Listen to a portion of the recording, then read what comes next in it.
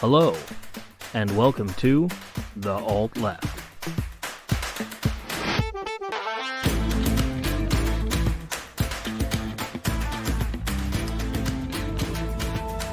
Welcome back, everybody, to episode 54 of The Alt Left. We are back from our winter solstice break. We have burned Yule logs. We have hailed Satan. We have appeased Vishnu. Let the wintertime non-holiday shit begin. I am back from the Arctic with Mailman Matt. Hello, everyone, and welcome back. And the good Reverend Dr. K is joining us through the quantum metaverse. Good evening, everyone, and Happy New Year. So, we thought this week we would, instead of going through what everyone's always talking about all the time, let's talk about something no one's ever talking about, something that's not in the news, something real obscure, but I think it's a deep dive I think you'll like, a little something called coronavirus. What's that? Right? Well, it's a hoax created by, actually, we should not say that on the cast so we don't get kicked off YouTube again. Yeah. Even YouTube does not understand sarcasm. At all. Not even a little. It doesn't understand context, just words. You listeners know the joke I was going to make. But yes, COVID-19 is very real. Well, it was not created by the Chinese or the deep state. And the Republican Party helped create a vaccine that they now refuse to take. Yeah. So that's where we are. So, Side note, I know we're going to get into that, but like, did you guys see the Candace Owens bit with Trump where she's just basically begging him to talk about the vaccine being bad and Trump just didn't do it because it's literally the only thing he's got to hang his hat on?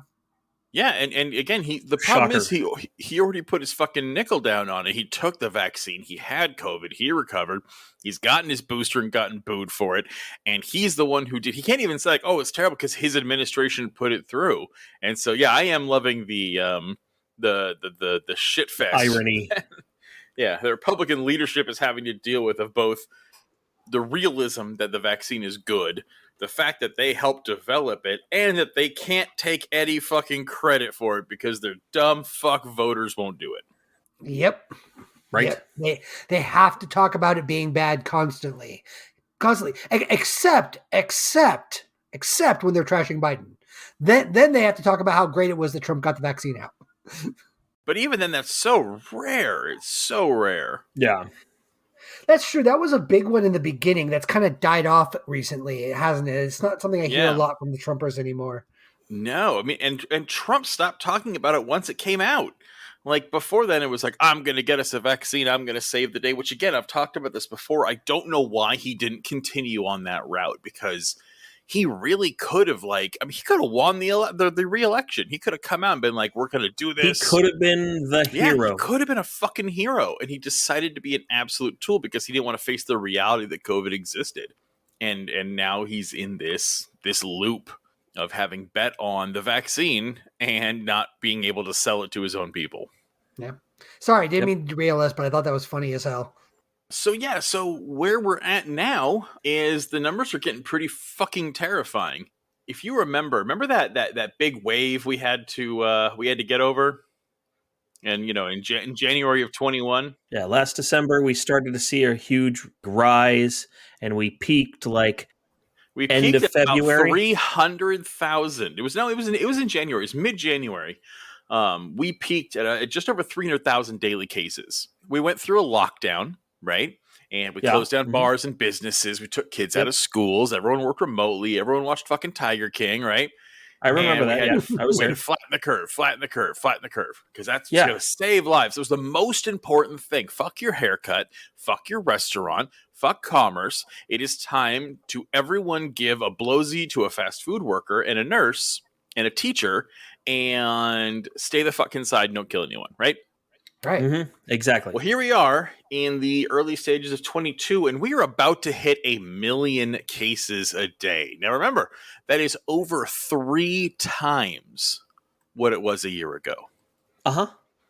Over 3 times. And now, unlike that one, this one is especially dangerous for children. Yeah. Yes. And it's considerably more communicative. Yep. Yeah, this is the most communicative variant. I'm not sure what Omicron in terms of the Delta for that particular variant is, but it is more communicative than. Oh, it's more communicative than Delta is. Yeah. It is the most transferable one there is of all the variants. Yeah. Here in the United States, we currently have had, these are the most up-to-date numbers I could find, 58.4 million cases. 58.4 million cases, right? Yeah, just, the flu. Yeah, just the flu. It's fine. No big deal. Except the flu doesn't kill 832,000 Americans. That's how many of us have died over the past 2 years that has been attributed to COVID. Yeah, and wrap your heads around that number. 800,000. 832,000. And that number increases by approximately 2,000 people a day.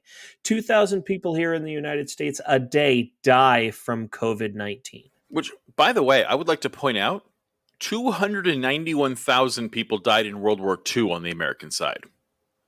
Mm-hmm. Yeah. So just under 300,000 died in World War II. And that's 4 years. The entire U.S. fatality list is 291,000 for 4 years of war. We have almost tripled that. Actually, yeah, because 290. So we have about tripled that in 2 years. Because people don't want to stay inside, because people don't want to wear masks, and because people don't want to get vaccinated. But World it's War hard II to was breathe. safer. Hard to breathe, but my freedoms. Fuck your freedoms, and if you can't breathe, then you don't get to go out your house. Yeah. Sorry. If you can't breathe with a mask on, then you shouldn't be out running errands. Right? Yeah. Right? That's the medical exemption I want to... Everyone's a medical exemption. What medical exemption? Yeah. What medical exemption is this? There is no medical exemption. It's bullshit. It's the same kind of doctors that all you got to do is slip them a 20 and they'll write you a prescription with whatever you want. There are doctors out there that will do whatever a patient wants just because the patient asks for it, and it'll save them from getting any kind of pressure from the patients, Well, and let's also be real that of all the scientists, no one is more likely to be a conservative than a doctor. Yeah. Right? Yeah. Scientists tend to shift to the left because they're intelligent, educated, and care about the objective truth. Doctors, on the other hand, actually have a slight to the right. And not there aren't crazy left-wing doctors out there. There's plenty of them. No, but generally speaking, you're right. As a whole, no group of scientists is more conservative than medical doctors. Yeah. Yeah. And it still blows me away that you can go through that much medical knowledge and learning and still come away so right-leaning. I mean, because it's the only education they really received. They didn't get a well-rounded education. They have an education. No, they got a whole lot of biology, and that was about it. Except in this case, they don't even use their biology background to actually think rationally about these kinds of things. No, because biologists and research doctors aren't that way. These are just general practice medical doctors, plastic surgeons, people who wear a coat and treat people tend to have that right-wing bias. Researchers don't. Researchers care about the truth. Yeah. Correct. So anyway, 3 times more deadly than the entirety of World War II. And again, when you factor in it's only been 2 years and we were involved for 4 years, you could count that as about 6 times as deadly. Yes. So this idea that it's not a big deal needs to be squashed all the time whenever you can get your hands on it. Because it's absolute horseshit. It is a huge deal. It's killing fucking everyone, and it's spreading like wildfire. And you used to be able to say, well, at least Timmy will be fine because they're young, they have good immune systems, and COVID really only hurts the old, or the fat, the sick. Not anymore. Not anymore. It's fucking killing 6-year-olds all over the country. Hold on. I've seen conflicting reports on that. I'm not saying that they aren't getting infected at higher rates, but I'm seeing from legitimate news sources, New York Times and CNN has articles saying both things. So it's absolutely infecting more children. I don't know that it's actually killing more children at any higher rates than it already has been. In fact, from what I've seen, most of the infection is attributed to lack of vaccination for younger children and things like that. I mean, I could be wrong, but I don't think so. I read a couple of articles on that one. Well, if there's conflicting information about what to do with COVID, luckily we should be able to turn to the authorities who know what they're doing. And that's the CDC, right? Yeah, we should absolutely follow whatever the CDC's recommendations are for quarantining. Once you have gotten COVID, right, Chris? Didn't they just Yeah, update that information? they did. And I remember in 2021, everyone was real pressed when the CDC came out and said that vaccinated people can go maskless indoors. Do you guys remember that? Yep. I do. I recall. Yeah. Yeah, it was the CDC director, it was Rochelle Walensky. She told reporters that fully vaccinated people can participate in activities, large or small, without wearing a mask or social distancing. Now, tell me that fucking quote didn't age like milk.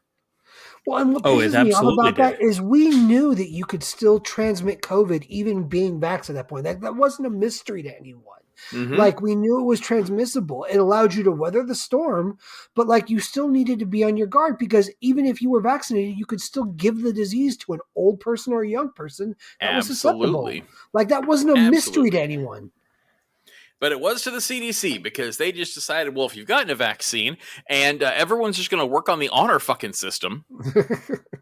Because if you recall, there was no accountability. It was just tell people you're vaccinated, it's fine. It was this weird fucking wishful thinking nonsense. And it was like, this is what's left from the Trump administration, blah, blah, blah. It's going to get better. It's going to get better. Well, it sure as fuck didn't. Because about a week ago, the CDC comes out and, by the way, here, let me read it from the CDC website. You should continue to wear a well-fitting mask around others at home and in public for 5 additional days. That's days 6 through 10 after the end of your 5-day isolation period.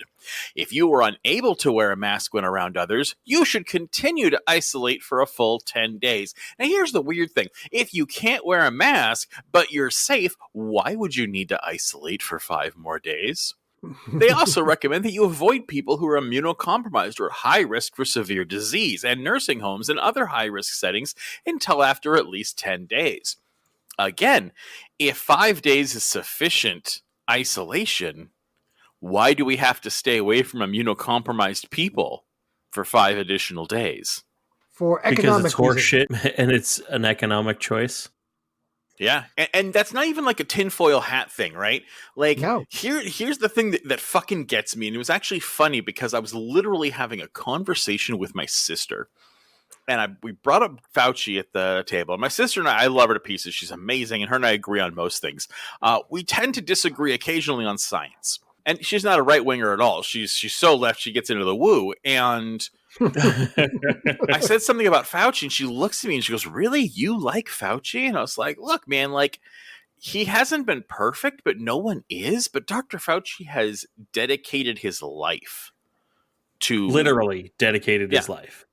I mean, what he did for the AIDS epidemic was amazing. He is a fantastic immunologist, and he cares about ending pandemics and global outbreaks, and he wants to save lives and blah, blah, blah. And then I shit you not, the next fucking day is when Fauci came out and defended the CDC guideline. Yeah. And I literally had to tell him, like, you're right, Fauci sucks. And before anybody gets their fucking panties in a twist, here's why Fauci sucks in Fauci's own words. Now, I got this from The Hill. I'm not quoting ComradeTinfoilHat.net. Like, this is from The Hill, right? This is a newscast report directly from his interview that was on tape. Fauci said there was a need to cut the isolation period for asymptomatic people to keep society running as the nation is hit with the highly contagious Omicron variant. Keep in mind, we've got to pick this apart, because for asymptomatic people, we know that asymptomatic people can spread COVID just like symptomatic people. And now here's where we get into Fauci's actual quote. And I want you to pay attention to what he says here. Again, the quote is, Fauci said there was a need to cut the isolation period for asymptomatic people, which means it's only if you don't have the appearance of having COVID. Yeah. Not whether or not you actually have it. Yeah. And here's his quote. Again, let's pick this apart. The reason is that now we have such an overwhelming volume of cases coming in. So, okay, this is fucking out of control, per Fauci, many of which are without symptoms. There's the danger that this is going to have a really negative impact on our ability to really get society to function properly. He said that on Morning in America. Fauci is the president's chief medical advisor. There's a danger that this is going to have a really negative impact on our ability to get society to function properly. Yeah, there probably is. Lay down your fucking lives for the Dow. And so the next part of his quote is, the CDC made a decision to balance what's good for public health at the same time as keeping the society running. The CDC thought it out well, though the decision, here's where it gets great, was not 100% risk-free. These are Fauci's fucking words. I'm not making this up. This is not an editorial. This is not what somebody else is saying. This is what Fauci said on TV. The CDC made a decision to balance what's good for public health at the same time as keeping the society running, aka capitalism. They had to choose between people's lives and the Dow Jones. Because society's not going to fucking crumble if we lock down for 2 weeks. No, of course not. The stock market will tumble. That's it. That is all that fucking happens. And I felt something that was really damning. Here's another quote I got. And this is from Surgeon General Jerome Adams, he's a former Surgeon General, right? And basically, he was saying this is horseshit. And here's his quote. I love the CDC. Grew up wanting to work there and have been one of the most ardent defenders. I never dreamed the day would come when I would advise people not to follow their guidance. And this is what he tweeted on Tuesday. They wouldn't even follow it for their own family, is what he wrote. The former Surgeon General is basically saying, I can't believe I'm telling people not to listen to the CDC. Yeah. Which is crazy. So that's where we're at. The CDC and Dr. Fauci, who everyone thought was a fucking hero, has basically now gone on and said, what really matters is the economy. Unfortunately, we've been saying this since we started doing this podcast. We have been saying the same thing, which is that they do not have your best interests in mind. No. And I think this is one more example of that very glaring fact. I can't believe I'm living in a world where Donald Trump was a more competent president. I was against Biden from day one. I didn't vote for him. Thought he's a piece of shit. Thought he was a piece of shit then. I'm even more convinced he's a piece of shit now. I was never on board with Biden. But the one thing I could at least agree with the liberals on is you know what? At least he's not Trump, right? He's diet fascist. Okay, he's a little bit better. But he's not. He's not diet fucking fascist anymore. It turns out there's fucking strychnine in it. Because Trump at least agreed to a shutdown to flatten a curve. Trump passed out COVID relief checks. Trump is the one who put in the eviction moratorium. Trump is the one who put in a delay for student loan payments. Yeah. Biden has rescinded these things. He's not only the same as Trump, he's fucking worse. He has actually put effort into making the situation harder and worse for Americans. Yeah, and I'm not saying this is a good thing, but just for clarity's sake, because I know there's somebody out there that's going to bitch about it, but no, Biden did extend the student loan payments again until May, I think. Again, I'm not trying to give Biden an attaboy because people are getting more and more pissed that he still hasn't canceled student loan debt, so he's just like, well, okay, we'll give you another 4 months. Yeah, he 90 days, 3 months. He put 3 months, a 3-month delay on fucking you. Nope. I give him no credit because Trump didn't even campaign on that. Trump campaigned on pay back your loans, money's great America. Yeah. He actually campaigned on fuck your debt. And he put this delay in. He has done more for student loan debt than Biden has. And Biden campaigned on student loan debt. Yeah. No, you're not wrong. Trump said, I'm going to make a beautiful vaccine. It's going to be huge. It's going to be so fucking great. I'm going to give it to the world. Biden won't. Biden sat on Trump's vaccine that the Trump administration pushed through with Operation Warp Speed. That wasn't Biden. Biden didn't get any of this made. Trump got this made. And then Biden sat on it, bought it for Americans, and absolutely refused to release the patents to the rest of the world, even though, again, he campaigned saying he would release the patents. And for all you saying, well, private companies developed these. They developed them with taxpayer dollars. That was part of Operation Warp Speed, as the federal government dumped a fuck ton of your tax dollars into these companies to pay for the research. It was a research partnership. The U.S. government owns those vaccines just as much as Pfizer does. Mm-hmm. And they've already made their money. They've already made a fuck ton of profit just on the sales for the U.S. alone. Because that was part of the contract, was that once you develop it, we will buy a bajillion of them. And they are. The U.S. has held on to that. No part of releasing this to the world would have violated our contract. He promised he would. He would give the information to the world. And nope, they are still... India is in fucking shambles. Sri Lanka is in shambles. Africa, They're dying everywhere. But, you know, Pfizer's got to make their money, right?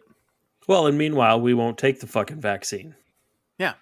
And us refusing to vaccinate the planet, or at least let them make their own vaccines, is one of the reasons we're having such hardcore variants flying around. Yeah. This is why it's become endemic, is not only did we refuse to stay home and wear a mask, we also refuse to get the vaccine out to the rest of the planet. Because, hate to break it to you, we're all in the same fucking mud ball. If we're all in an office and you vaccinate 10 cubicles and don't do the rest of them, guess what? The virus is still going to fucking spread. Yeah. No, Planes it's absolutely exist. true. Yeah. Hey, the only place that's doing any really good job of keeping the virus out is New Zealand, because they still have a mandatory 10-day quarantine for anybody that comes into the country, up to 14 days. That's not true, Kay. Ben Shapiro's wife's pants are pretty safe. Yeah, but nobody wants to go there. I would love to go to New Zealand. There's absolutely no moisture or action happening there. 0 visitors. That place is drier than the Sahara, man. Let me tell you. I'll take your word for it. I can believe that that no one can dry up a vagine like Ben Shapiro. I got to tell you, I look at a picture of that guy, my butthole puckers. So anyway, us not vaccinating the world, refusing to let this go out there, is what is doing this. It's what's causing it. We are the makers of this. It's insanity. The absolute sociopathic nature that the Biden administration has had. And then what does he do for the holidays? People are like, what are we going to do? Things are spiking. He's like, I don't know. I'm going to go on vacation. Check with your state. I mean, that's some shit George W. Bush would have done. Yeah. Yep. Like, that's the kind of crap we gave him. We're like, hey, President Bush, terrible things are happening in Iraq. And he's like, oh, don't make me do stuff. Bye. And he'd run away. And that's what fucking Biden did. Don't worry, I'm going to go play on the beach with my dog and my wife. Yeah, he's fucking posting pictures of him and his wife watching fireworks for New Year's, and pictures of him and, I don't know, what fucking General Lee or whatever the fuck he named his dog. Yeah, That's whatever. been Commander, I think. Yeah, that's been fucking top of the line news. Because while you're dying, don't worry, Biden got a dog. So yeah, this president gives less of a fuck about you than Trump did. Just let that fucking sink in. Like, that is the bizarro shit I'm not ready for. I was ready for Biden to be a colossal disappointment. I mean, he wasn't going to be a disappointment because I knew he was going to suck. But, like, I was ready for Biden to suck. This has blown me away. You know, Trump at least cared about prolonging death. Trump gave a shit about... I don't think he gave a shit, but at least he was smart enough to go, we should probably put this eviction moratorium in place. We should probably put some unemployment insurance out there. Let the federal government pick up some of the slack from the state so people don't die. Yeah, we should probably let them defer their student loans, you know? Maybe we should... Biden won't even do that shit. Nope. Trump would have given us fucking checks. Yeah. Trump did. Biden gave us one check in an amount that he completely lied what it was going to be, tried to pass it off, and then immediately ended the program.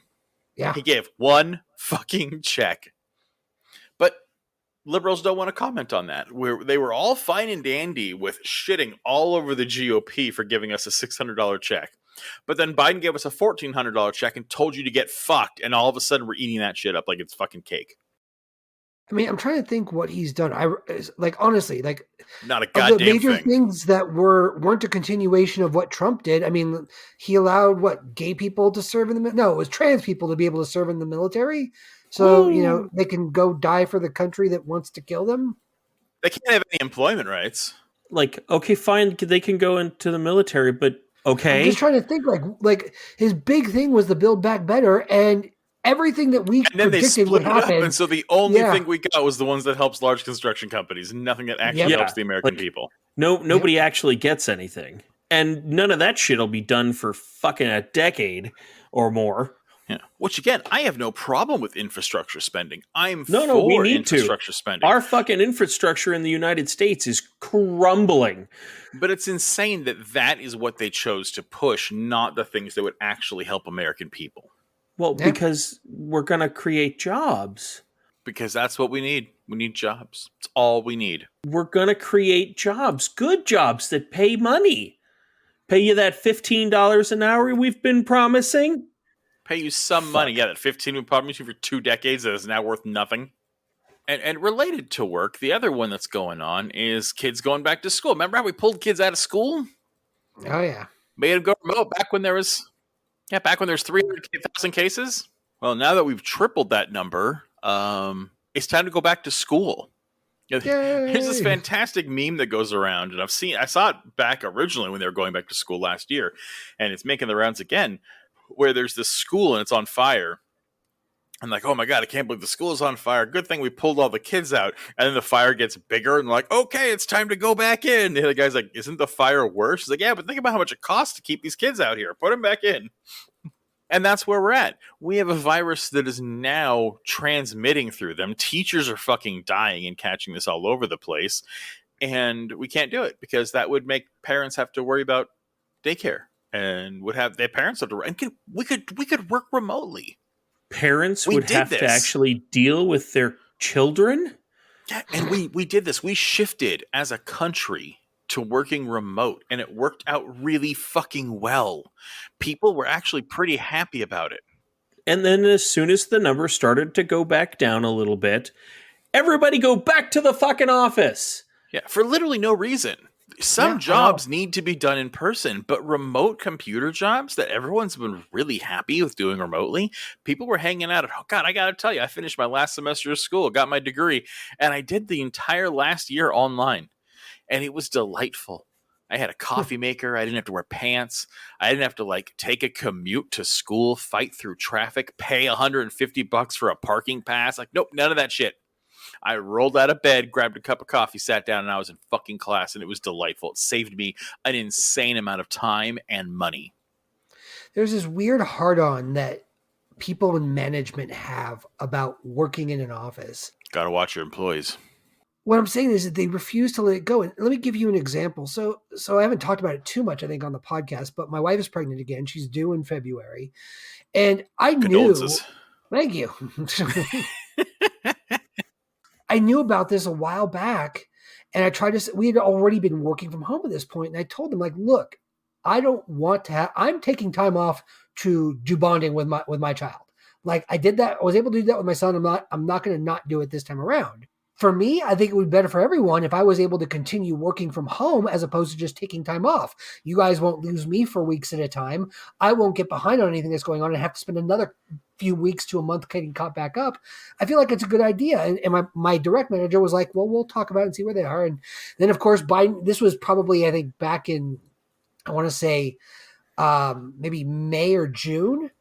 And I checked in again last month, and we were, back, everyone was going back to the office and everything. And I checked in, and she's like, well, the direct suit, the CIO, the guy that calls the shots in this, well, he feels really strongly about everyone coming back in, and he doesn't really want to go in that. And it was really just for COVID that we were allowing this stuff. And so now what's going to happen? Because COVID's over, right? Yeah. And so exactly, right? And so, what I did was I went to HR. Guess what? Because of all the stuff that's been coming out for California recently, I'm entitled to 12 weeks. I'm taking 12 weeks of work off to be with my kid. They're not going to get me for any time. If they had just done what I'd asked them, I probably would have been back to work within 2 weeks and just been working from home while I take care of my kid. And I'm just do you realize how insanely stupid it is for you guys to be losing somebody who works in healthcare?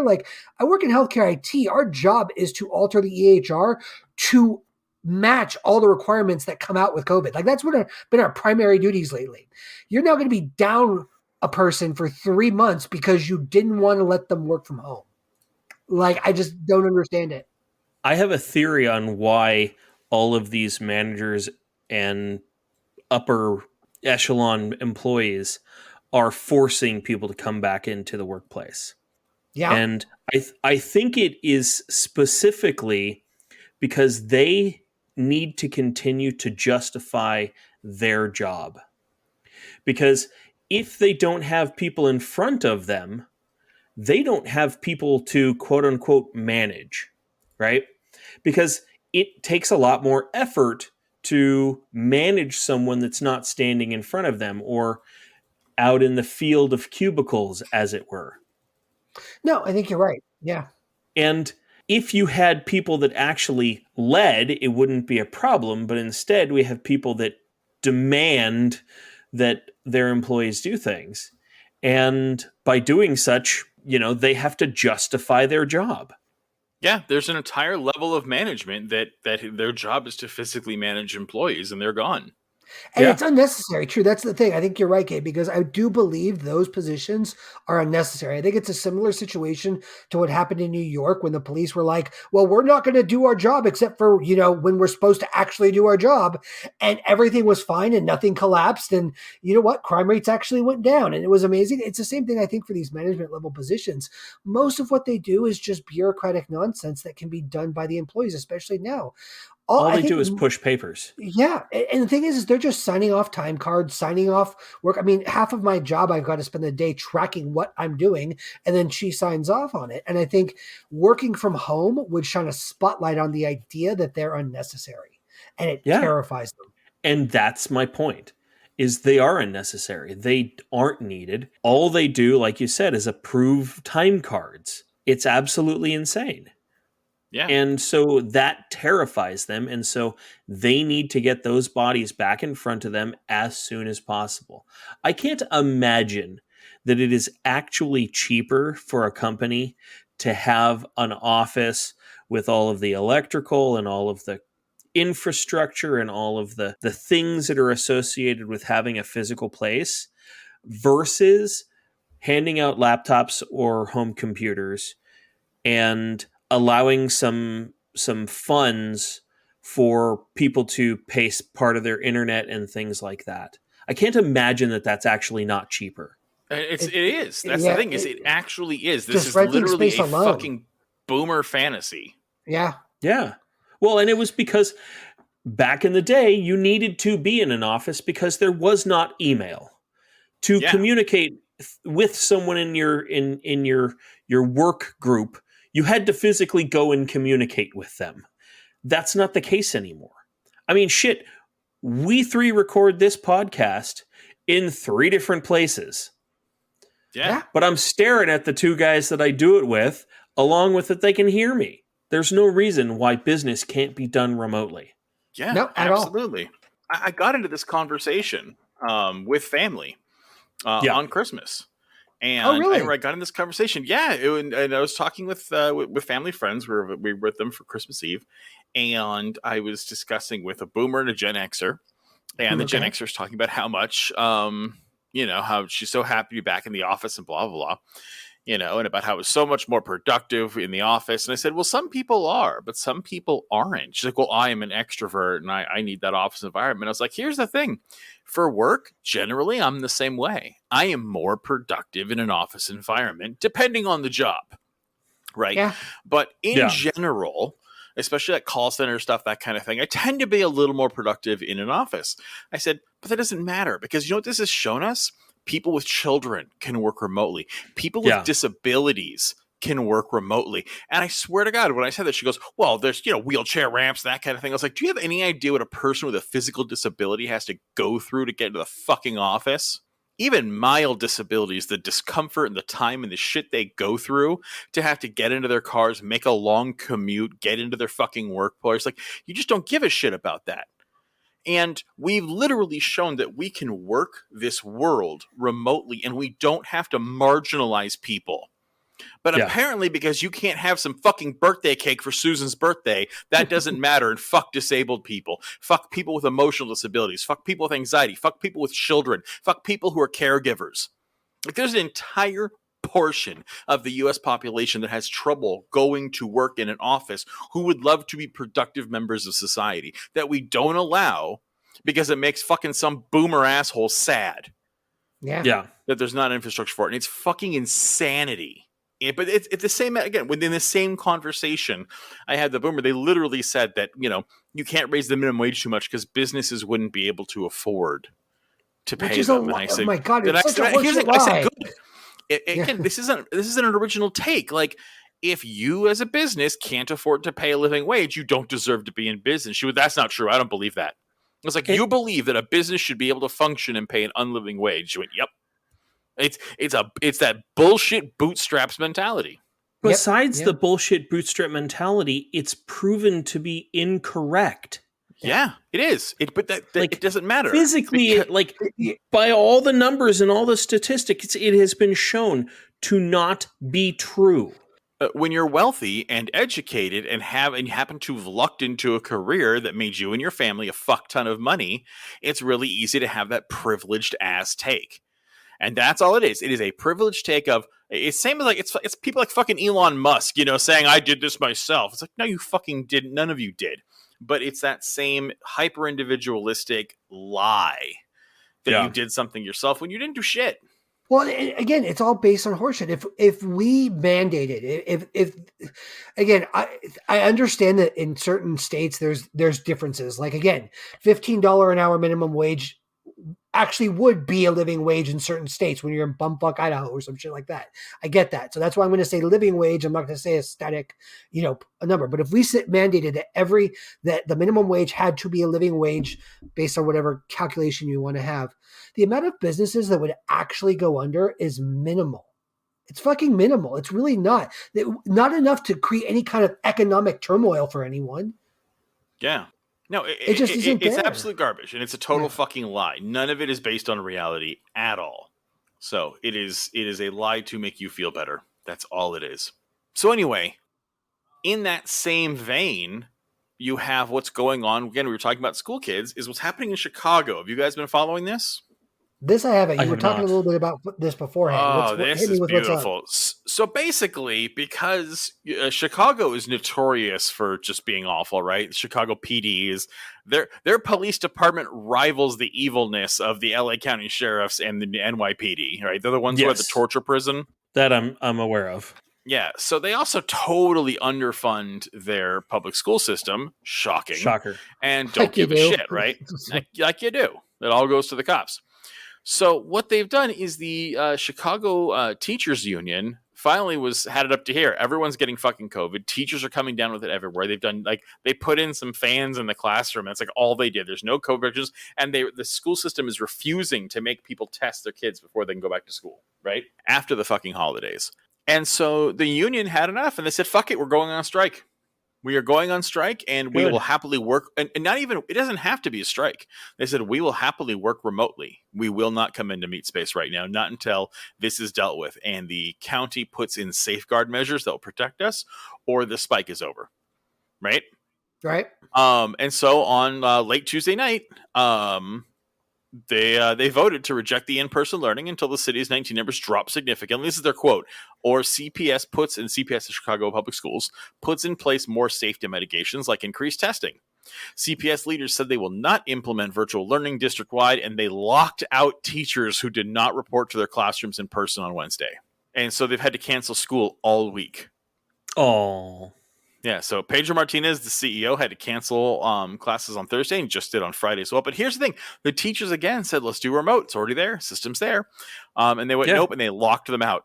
And so teachers can't even access their online portals. And to make matters worse, the city is trying to sue the union, saying this is illegal. Good luck. Yeah. So the city filed an unfair labor practice complaint against the union, and officials are considering litigation to force teachers back to their classrooms if negotiations continue to stall. Mayor Lori Lightfoot said on Wednesday, and again, so much for thank you to the essential workers, right? Yeah. Remember when teachers were just godsends? Yeah. She said, our schools are the best. Tell me this doesn't sound like fucking Trump. This is Lori Lightfoot. Our schools are the best, safest place for students to be during this pandemic, and we are working tirelessly to get everyone back into class every day. The best and safest place for your child to be is with a bunch of other snot-nosed kids. Yep, shoved into a classroom. Untested. Wow. Yeah, that sounds good. That sounds right. While this is going on, by the way, so I got this article from CBS Chicago. Chicago Public Schools officially have reported a record number of new cases in COVID-19 among students and staff as the district's dispute continues with the Chicago Teachers Union. CPS, again, Chicago Public Schools, reported 422 new cases among students and 271 new cases among adults at schools just on Tuesday. That's the last day the district held in-person classes before CTU voted to have teachers work remotely only, prompting CPS to cancel classes on Wednesday and Thursday. Both figures are more than double the number of new cases on Monday, the first day of classes, right? And this is what the union said. If the mayor needs to drag us into court, in order to try to force us to do what she wants, we're going into court and point out that we're doing what we think is necessary. That's the president of the teachers union. Yeah. And Mayor Lightfoot said, quote, "We will not relent. Enough is enough. We are standing firm and we're going to fight to get our kids back into in-person learning. Period. Full stop." She said that. Period. Full stop. Wow. She The means teachers wanna business, work. boy. Yeah, and they want to work remotely during this huge surge we're having. Of course they want to work remotely. Nobody wants to get sick and die. Yeah, again, but I'm saying is they're not refusing to work. They're happy to still teach. They just want to do it remotely to not die, but the mayor will not allow it. And again, remember, this is Mayor Lightfoot. This is the same mayor who yelled at kids to get out of a park and go home when the numbers were lower. But now she allowed that massive New Year's celebration in downtown Chicago, and now she wants to force teachers and kids into packed classrooms because all hail the fucking Dow. One of the things I have been following, and it's not exactly COVID related, but I feel like there has been a much bigger spike when it comes to strikes, union talks, workers coming out against companies. I mean, the gaming industry alone, we're seeing the stuff with Blizzard, the stuff with Ubisoft. Like I see it. I feel like it's happening more and more. Do you think that things are starting to boil over, or do you think it's just a flash in the pan and this will all be yesterday's news come next year? I don't know yet. We'll see. You know, I'm pretty educated in history, not in future telling. If I had to put my dollar down, I would say in general, you know, again, big in general, like what we're looking at now and how will that look in 20 years, I think we are on the cusp of a major change. I think this is leading to something less because unions are doing so awesome and more because the world is fucking crumbling. Yeah. And that's what revolutions happen. You've got a mayor of a town saying the schools are the safest place, and literally all the data is suggesting that the exact opposite of that. And like the cases are doubling. Yeah. And in the face of that, she's just like, "We are firm," and it's just like it's comical at this point. It's like the amount of data that's out there is just so in your face against what is being told to you. It's getting harder and harder, I think, for people to ignore it. And so again, that's why it feels Trumpian. And so where people used to be able to ignore it. I think people are perfectly happy ignoring it. I think that it's become extremely easy for them to ignore it. It's because they don't care. They're done with it. They're over with it. It has been 2 years, almost 2 years, and people are getting to a point where they no longer want to deal with the reality of what is actually happening, and they just want to go back to the before times. Yep. Because it's easier versus continuing to buckle down and stay at home, wear your fucking mask, you know, don't go out partying, don't go out and go to the bar and go eat at a restaurant, but instead everybody wants to do the exact opposite to that. Yeah. Everyone wants to go party. They want brunch back. That's all it is. They just want normalcy back, and I can sympathize with wanting normal back. I can definitely see that things are hard for a lot of people in a lot of ways, especially when you have to stay home. Yeah. It's not good for anybody's fucking mental health. I mean, we all feel that way, but I mean, the three of us are hard on kids. Yeah. Yeah. But I mean, the three of us are at least cognizant. Like, we all know that the only way to get normal back is to do what needs to be done to stop this shit now. And that's, I think, where the frustrating part is. It's like, I think we all agree that we just want normal back. Where we disagree is like, the three of us are like, stay inside. Government needs to pay people to fucking stay home, shut everything down, and weather the storm until it's done. And the government needs to dip into its war coffers, stop waging massive war, stop giving billionaires tax breaks, and put that money towards the general public. Whereas the average person is like, no, let's just go back to work and stop wearing masks. Yeah, and they don't care how many people fucking die. Mm. Again, it's fucking sociopathic. Oh yeah, it absolutely is sociopathic. So yeah, no, they're having your kids in school doesn't mean shit. And yes, I understand that your children miss school. I understand it makes them sad. I understand it's not terrific for their mental health. Again, I got to tell you, lockdown was not terrific for my mental health. It still isn't. I am still nowhere near the lifestyle I had 2 years ago. I used to go out every night. I abhorred staying at home. A night where I stayed home was fucking weird. Yeah. I am an absolute extrovert, and I want to go out every night, all the time. I like people. I like doing shit. Well, there's a fucking coronavirus pandemic going around. Deal with it. Cope. Stop being a piece of shit. And I don't care how much you don't like it. Someone's fucking kid is going to die because you're an asshole. You know, I struggle. My job requires me to work in a place that shouldn't be open. You know, I work at a place that shouldn't be open with people who want to be there who shouldn't be. You know, but nope, that's what we did. You know, we opened up restaurants and bars, and we decided that, you know, we were going to have stadiums open again, and casinos are coming back, and just everything, that nothing is going to close, and we're going back to normal because this. And again, this is. It all started with the CDC. The CDC told us that once you have a vaccine, you just tell people you have a vaccine, everything's going to be fucking fine. And that's not because the science said that and the science has changed, because I can forgive that. When the science changes and the policy changes based on that, that is absolutely a good thing. Yeah, the science I'm happy fucking for changed. The science didn't change. The only thing it changed was political pressure and economic pressure. And we have decided in this country that money matters more than people. And again, that shouldn't be surprising. It's a capitalist nation. But typically, even this is unprecedented. Even in previous times when there was a cataclysmic emergency, government would spring into action to help people and would not force them to go die. But again, we're kind of seeing a return to the anti-labor movement 100 years ago. Where it's, nope, the authorities are here to make sure you die working for the dollar. And at least the CDC used to be above that. The CDC was a place for science, for caring, and for health. And their decisions were science-based. And they aren't anymore. Their decisions are economic-based. The CDC has sold out. Dr. Fauci has failed us. And we're on our own, guys. Yeah, accurate. Yay! On that happy you were note, just a ray of sunshine this week, Chris. Welcome back, everyone. Hey, you know what, man? It's not my fault the world's on fire. I'm just not going to fucking lie about it. What's anything going on in the mailbag since the holidays? Actually, we don't. Like, I mean, we were all on vacation and we all kind of went radio silent. I mean, we barely, with my move and everything, I was barely talking to you guys for the last couple of weeks, to be fair. So haven't been really reaching out. I'm just now starting to get back active. Chris, thanks, by the way, for taking over our Twitter. Odds are, if you've been engaging with us on Twitter the last 3 weeks, you've been talking to Chris. That's why our Twitter's been a little off the rails. Yeah.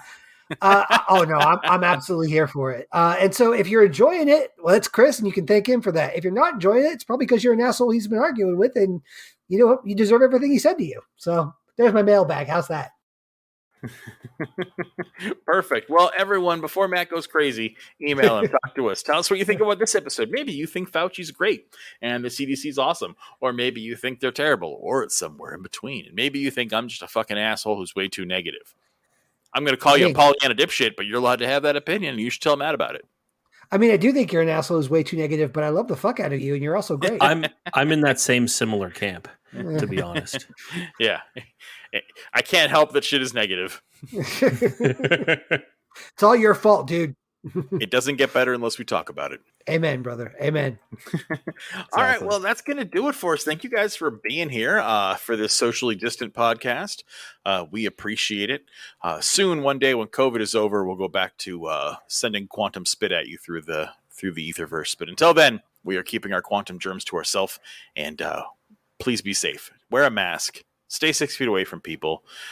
If you need to stay home, if you need to work remote, do whatever you can to protect yourselves and your families. Because I know I made a big thing about how we are alone out there, and that is because our government has failed us and doesn't care.